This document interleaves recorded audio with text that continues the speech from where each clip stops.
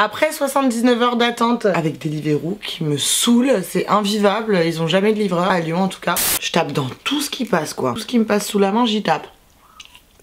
Coucou mes amours, on se retrouve aujourd'hui dans une nouvelle vidéo. On va faire un ask et un mukbang en même temps, puisque quand je réponds à vos questions, j'adore manger, je sais pas pourquoi. Après une très longue attente, je vais pouvoir enfin commencer, je meurs de faim. Et puis bah, je vais répondre à toutes vos questions, hein, comme d'habitude. Commande des chinois, by the way, c'est ce que j'adore. Donc voilà, on se retrouve tout de suite après le générique. Ya ya ya.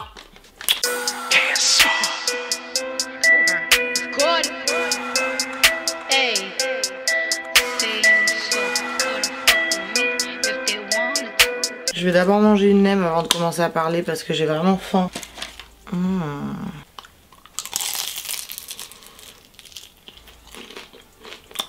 Elles sont archi bonnes. On va commencer par la première question qui m'a été posée. Est-ce que tu t'entends bien avec les autres influenceurs lyonnais type Enjoy Phoenix, Anna, RVR et Style Tonic? Je pourrais pas dire que je m'entends bien avec eux parce que je les connais pas ces filles. Enfin, du coup, vu que je les connais pas, on peut pas dire que je m'entends bien avec elles. Peut-être que si je les connaîtrais personnellement, je m'entendrais bien avec elles. Je les connais pas, donc j'ai pas d'avis sur elles, aucun. Tout est clair. J'ai plus envie de manger que de parler comme d'habitude. Hein. Vous pensez que c'est laquelle, la sucrée, la verte ou la rouge? Normalement c'est la plus épaisse. Je pense que c'est la verte. Vous me racontez de beau? Rien, je suppose. Je me fais un monologue du coup. Franchement, je pense que un jour, à force de manger des sushis, je risque de me transformer en sushi. Est-ce que tu as refait ta bouche pour le regard des mecs? Franchement non, j'ai jamais rien fait pour plaire à un mec ou quoi, ça sert à rien. Soit ils t'acceptent comme t'es, soit c'est des cons. Donc au final, je considère que ça sert à rien de refaire quelque chose pour qui que ce soit. Si je l'ai refait en premier lieu, déjà c'est pour moi, pour me sentir mieux. En fait, réellement faut se dire que si j'ai refait mes lèvres, c'est que j'avais vraiment un complexe genre par rapport à ça, que je vivais mal. Je me suis pas levée un matin et je me suis dit putain, allez let's go, allons faire de la chirurgie. J'avais un complexe, de base je l'avais pas ce complexe. J'ai grave grossi, donc du coup mon visage il a grossi. On comprend pourquoi j'ai grossi. Du coup, mes lèvres elles étaient minus par rapport au reste de mon visage. Donc ça faisait pas coordonné. J'ai commencé à complexer. J'ai grave réfléchi avant de le faire. Je suis pas allée, genre je me suis dit un matin, allez on va se refaire les lèvres. Après en soi c'est pas très grave parce que l'acide hyaluronique ça se résorbe. Donc ça veut dire que ça part au bout d'un moment. Donc au final, si tu fais une fois et que tu refais pas, bah t'en as plus. Je sais pas si ça vous paraissait assez clair ce que j'ai dit. Donc voilà. T'as combien d'ex? C'est grave dur. One eternity later. En relation sérieuse avec qui ça a été vraiment... Genre j'ai été vraiment en couple parce que genre les flirts je compte pas. J'en ai 4. C'est déjà beaucoup 4.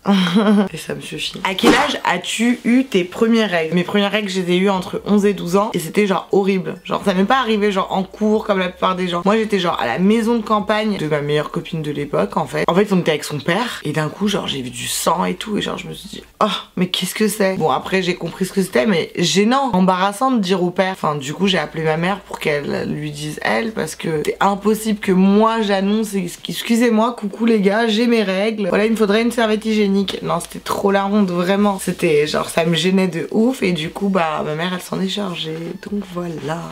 Tu as commencé à t'épiler à quel âge? Moi j'ai commencé, enfin ma mère m'a emmenée chez l'esthéticienne très tôt, genre j'avais genre 12 ou 13 ans parce qu'elle a dit qu'il fallait commencer à éradiquer le poil dès le plus jeune âge pour plus qu'il repousse. Donc voilà moi j'ai commencé à m'épiler très tôt, tout à la cire. Aujourd'hui je fais plus du tout la cire, je suis plus passée à l'épilation au laser. Moi j'ai une pilosité grave développée parce que je suis brune, je viens des pays de l'Est, mat de peau, donc on a des beaux cheveux mais on a aussi plein de poils. Alors toutes les brunes qui ont des beaux cheveux et sans poils, contactez-moi, vous avez bien de la chance. Donc voilà, après moi j'ai commencé à m'épiler très tôt. Après c'est chacun voit midi à sa porte, ça se dit? Je crois que ça se dit midi à 14h. Je sais plus comment ça se dit, bref. En tout cas, chacun fait comme bon lui semble. Si tu considères que tu veux t'épiler, si tes parents sont d'accord, fonce. Si tu considères que c'est pas l'âge pour t'épiler et que tu préfères attendre, tu vois, c'est chacun le voit comme il le ressent. Moi, ma mère, elle était archi contre les poils. Bah, du coup, bah, elle voulait que je m'épile, quoi. Tu comptes avoir combien d'enfants? Alors moi au minimum j'aimerais avoir 2 enfants, mais je serais grave contente si j'en ai genre 3. J'aimerais trop 2 garçons et une fille, mais genre une fille c'est important, comme ça après tu habilles comme une princesse. Non ouais, j'aimerais bien en avoir 3. Bon après si j'en ai 2 je suis déjà bien contente. 3 enfants je trouve c'est un juste milieu. 2 c'est pas assez. Est-ce que t'as un mec? Si oui, qui est-il? Montre-le nous. Malheureusement je suis archi célibataire, donc j'ai archi pas de mec. Donc je me rabats archi sur la bouffe. Voilà. C'est la même rengaine en fait à chaque fois. Vous répétez la même chose mais personne veut de moi. En même temps, genre, je comprends pas. J'essaie de comprendre, de me remettre en question et tout. De toute façon, je préfère la bouffe aux hommes. La bouffe au moins c'est fidèle. La bouffe, tu sais que tu auras jamais de problème avec elle. Ça te décevra pas. Tandis qu'un homme, ça te déçoit. Restez focus sur la bouffe. C'est quoi ton style d'homme? Bisous ma youtubeuse fave. Bisous à toi. Mon style d'homme, bah en fait je sais pas si j'ai vraiment un style d'homme. Après moi un mec, l'essentiel c'est qu'il soit gentil, bien élevé, fidèle, attentionné. Genre je trouve que c'est plus ces choses là qui sont importantes que son physique. Genre, je vais pas m'arrêter à un physique. Un physique c'est R au final, tu vois. T'es beau aujourd'hui, demain tu seras peut-être moche, tu vois, ou vice versa. Alors que tandis que les qualités que je viens de vous sortir, c'est des qualités de cœur que tu gardes normalement à vie. Ça veut dire que t'as eu une bonne éducation, que t'as eu des valeurs, t'as des principes, et ça je trouve que c'est beaucoup plus important que un style vestimentaire ou un beau ou un moche quoi. Enfin je sais pas si vous voyez ce que je veux vous dire. Donc voilà. Tu fais toujours confiance aux gars, entre parenthèses c'est la baisse. C'est une très bonne question et c'est vrai que quand t'es déçu sentimentalement parlant une fois, deux fois, trois fois, t'encaisses, tu passes à autre chose mais t'oublies pas en fait, tu vois, ça te reste, genre tu te dis voilà un tel il m'a fait ça, un tel il m'a fait ci, donc au final c'est des choses qui te font penser que tous les mecs sont les mêmes et au final non, il y a bien des mecs qui sont bien élevés, qui sont gentils, qui sont fidèles et qui sont attentionnés. D'ailleurs si vous passez par là, n'hésitez pas à me contacter, ça se fait rare de nos jours. Quand t'as été déçu une fois, la confiance en un mec tu la perds, tu l'as plus, tu vois, genre si tu vas pas rencontrer un mec tu vas pas te dire putain j'ai grave confiance en lui direct et tout. Après ce sera au mec aussi de faire son taf par la suite pour qu'il puisse gagner ta confiance, tu vois ce que je veux te dire. Donc c'est ça en fait la nuance, faut trouver un mec aussi qui sera prêt à se battre pour que toi t'aies confiance en lui et ça c'est compliqué aussi. Pourquoi tu as décidé de commencer YouTube? Bah j'ai envie de te dire pourquoi pas. J'ai été beaucoup poussée à commencer YouTube, c'était pas du tout mon domaine de prédilection du tout. J'ai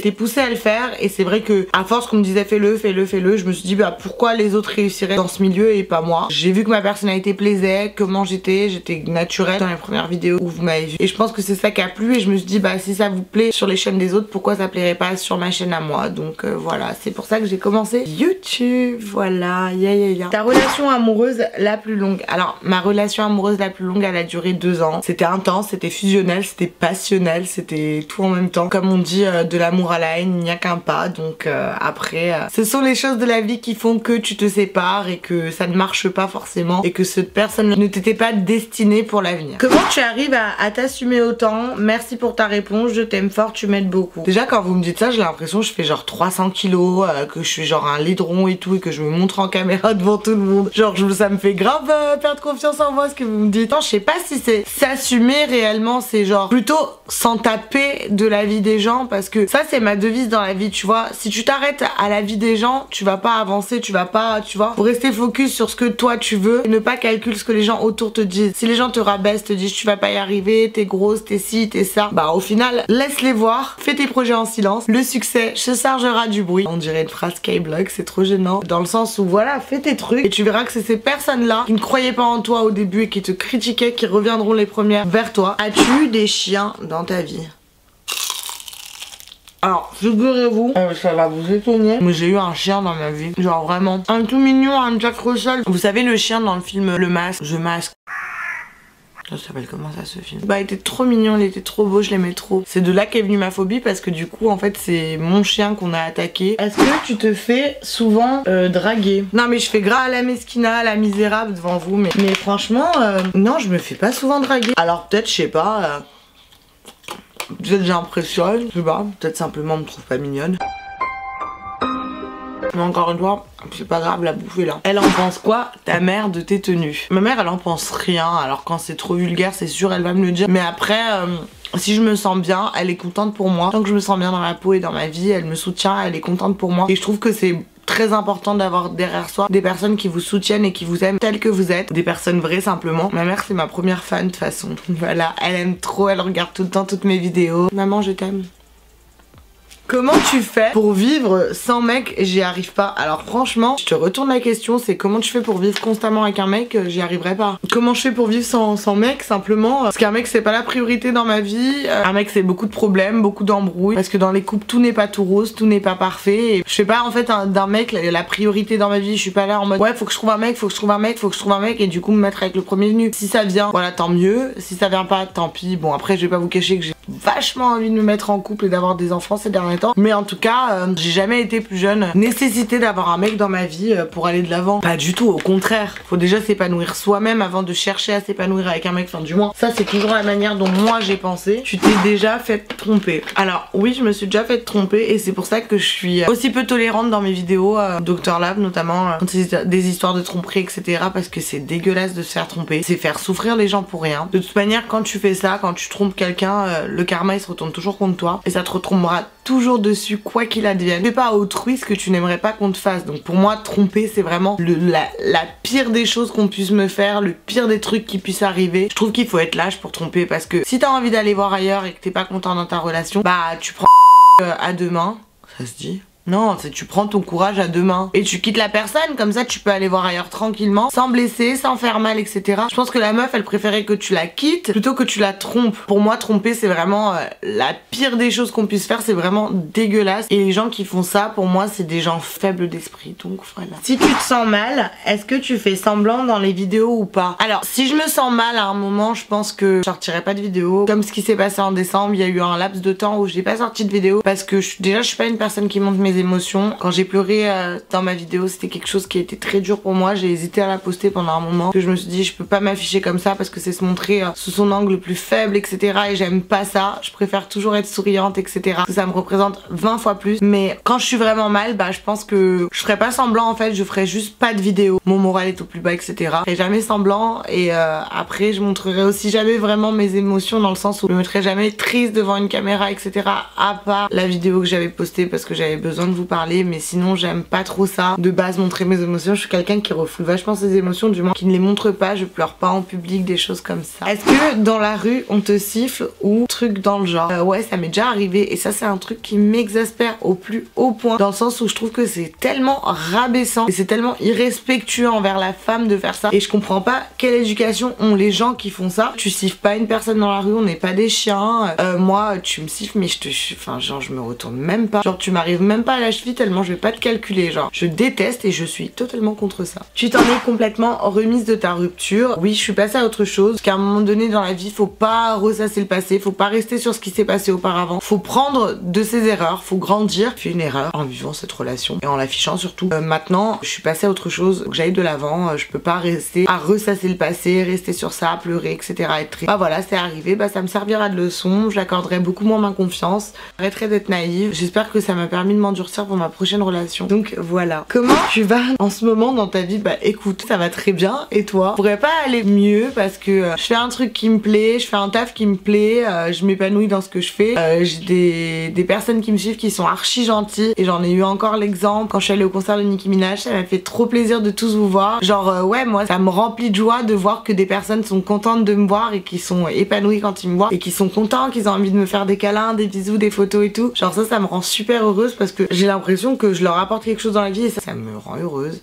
Et aussi quand vous me dites que vous arrivez à vous assumer grâce à moi, etc. Ça me rend d'autant plus heureuse parce que voilà, dans le sens où je pense que tout le monde mérite d'être heureux et de s'assumer et d'aller de l'avant. Et donc si moi je vous permets de vous sentir mieux, bah franchement j'en suis archi contente. Je le fais pas exprès mais si c'est le cas tant mieux. Voilà. Alors c'est la dernière question et pas des moindres, on va y passer quelques heures. Que penses-tu de l'histoire Khloé Kardashian, Jordyn Woods, Tristan Thompson? De base moi Tristan c'était un mec que je trouvais trop beau, mais sachez qu'à la première tromperie qu'il a fait à Khloé, comme je vous ai dit moi je suis contre la tromperie, je l'ai unfollow direct parce que je trouve qu'on peut pas faire ça à quelqu'un. Donc déjà Tristan il avait perdu sa place dans mon cœur. Maintenant Khloé elle est conne dans le sens où elle lui a pardonné. Genre un mec qui te trompe une fois il te trompera 10 fois, c'est sûr, parce que si tu lui pardonnes il va se dire c'est la porte ouverte à tout, je peux faire ce que je veux, elle reviendra, etc. Il y aura une notion d'acquis. Donc sur ça moi pour moi ça a été la première erreur de Khloé. Ensuite par rapport à Jordyn Woods, moi je suis grave choquée parce que les Kardashians c'est des personnes qui l'ont accueilli dans leur famille, qui ont été présentes quand son père est décédé. Je veux dire Kylie c'est comme sa sœur et en gros elle fait ça à la sœur de sang de sa sœur. Je trouve ça totalement dégueulasse dégueulasse, déplacé, peu importe les conditions dans lesquelles c'est arrivé, peu importe s'ils étaient bourrés, éméchés, peu importe si c'était qu'un bisou, le fait déjà d'avoir pu faire ce bisou, d'avoir passé ce cap, je trouve ça mais genre ignoble, parce qu'en plus on sait que Khloé Kardashian c'est une femme qui a beaucoup souffert dans sa vie. Bon, elle certes, elle est conne, elle pardonne une fois, bref, ça, c'est pas la première, c'est pas la dernière qui pardonnera, mais Jordyn Woods pour moi c'est une grosse connasse. Je comprends pas en fait comment tu peux faire ça, surtout que c'est une fille que tu connais, que tu côtoies, elle a un enfant avec ce mec, mais y a pas d'autres mecs à Calabasas pour que t'ailles te taper Tristan Thompson. Je sais pas, je comprends pas.